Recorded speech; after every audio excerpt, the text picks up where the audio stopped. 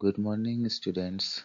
Today's topic is structure of ova under developmental biology class. So first of all, ovum क्या होता है? Ovum होता है haploid gamete होता है from mother side. तो ovum is a maternal haploid gamete और ये प्राइमरीली इसका काम क्या है आगे चलकर एक मल्टी सेल्यूलर ऑर्गेनिज्म में डेवलप हो जाना। अगर ये फर्टिलाइजेशन होने के बाद एक ऑर्गेनिज्म में डेवलप होता है तो उसे सिनगेमी कहेंगे और अगर ये बिना फर्टिलाइजेशन के एक ऑर्गेनिज्म में बदल जाए या डेवलप हो जाए तो उसे पार्थेनोजेनेसिस कहेंगे। अब इसमें क्या होता है कि एक के अंदर कुछ रिजर्व फूड भी होता है और एक न्यूक्लियस भी होता है। तो इसके पास रिजर्व फूड होता है और ये जेनेटिकली प्रोग्राम्ड होता है। तो अब अपन बात करेंगे स्ट्रक्चर की। तो ओवरऑल अगर अपन देखें तो ओवम का स्ट्रक्चर होता है जनरली स्फेरिकल होता है और ये नॉन मोटाइल गैमेट होता है। मेल गैमेट जो है वो स्पर्म मूव होते हैं, मूव कर सकते हैं और ये मूव नहीं कर सकता। इसमें योकी साइटोप्लाज्म होता है और इसमें एक से अधिक लेयर्स प्रेजेंट होती है जो अभी अपन आगे पढ़ेंगे। जो साइज है ओवम का वो अलग अलग एनिमल्स में अलग अलग होता है जो कि 10 माइक्रोन से लेकर कुछ सेंटीमीटर तक हो सकता है। लार्जेस्ट एग की बात करें तो वो होता है ऑस्ट्रिच का जो 170 इंटू 135 mm का होता है। अब जो एग का साइज है उसमें योग प्रेजेंट है वो दोनों इंटरडिपेंडेंट है। अगर एक बड़ा है तो उसमें योग भी ज़्यादा होगा, अगर एक छोटा है तो उसमें योग कम होगा।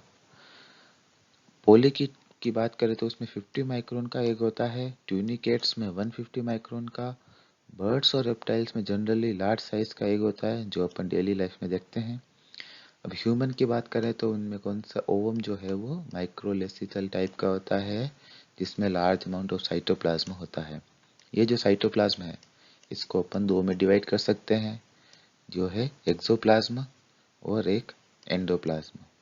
एक्सोप्लाज्म को अपन एग कॉर्टेक्स भी बोलते हैं और ये आउटर साइड में प्रेजेंट होता है और ट्रांसपेरेंट होता है। एंडोप्लाज्म जो है वो अंदर की तरफ प्रेजेंट होता है, ओपेक होता है और अपन इसको ऊप्लाज्म भी बोल सकते हैं। ये जो एक्सोप्लाज्म है उसमें साइटोस्केलेटल स्ट्रक्चर होती है जैसे माइक्रोट्यूब्यूल, माइक्रोफिलामेंट, पिगमेंट ग्रेन्यूल और कॉर्टिकल ग्रेन्यूल ऑफ म्यूकोपॉलीसेकेराइड।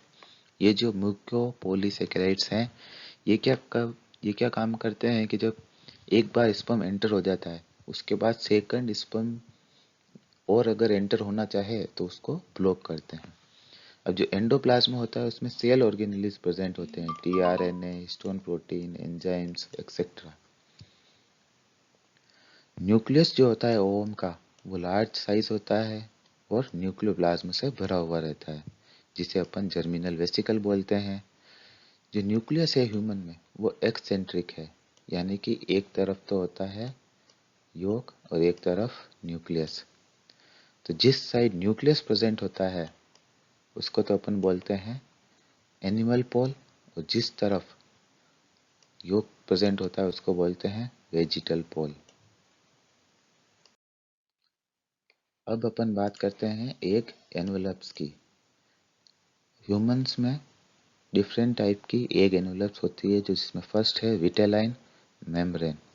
ये जो विटेलाइन मेम्ब्रेन है ये ओवम के थ्रू सिक्रेटेड होती है और ये ट्रांसपेरेंट होती है। जोना पेलुसिडा जो सेकंड लेयर है ये जो है नॉन सेल्यूलर है, इसमें सेल्स प्रेजेंट नहीं होती है, ऑर्गेनिक कंपाउंड्स प्रेजेंट होते हैं। ये कुछ तो oocyte के थ्रू और कुछ फॉलिकल के थ्रू दोनों मिलाकर इस लेयर का फॉर्मेशन करते हैं। और थर्ड जो है वो है कोरोना रेडिएटा। कोरोना रेडिएटा किससे बनी होती है? इलोंगेटेड फॉलिकुलर सेल्स से। अब ये जो विटेलाइन मेम्ब्रेन है और ये जो जोना पेलुसिडा मेम्ब्रेन है इसके बीच एक प्री विटेलाइन स्पेस प्रेजेंट होती है जो नेरो होती है और वो बिल्कुल हल्की हल्की सी एक स्पेस प्रेजेंट होती है उसको पेरी विटेलाइन स्पेस बोलते हैं। Thank you.